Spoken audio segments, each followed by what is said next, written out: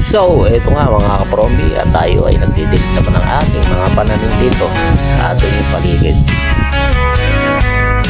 At niya ang ating haba ng tanim dito sa ating farm. At naman ang ating okra na bagong punla natin nakaraan.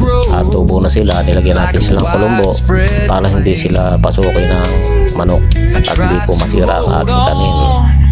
Mga ilang linggo lang ay malilipat na natin siya sa ating taniman sa may kabila. Ganyan lang po pala ang tamang pagdidilig para hindi masira ang kanyang mga dahon, dahil mga bata pa nga sila ay kailangan konti-konti ng tubig.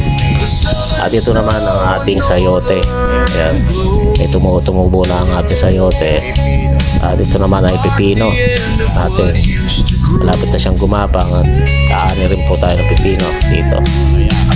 Ito naman ang ating palaya, kaso tinutusok na ng insekto kaya hindi siya makalaki masyado, ay naano siya ng mga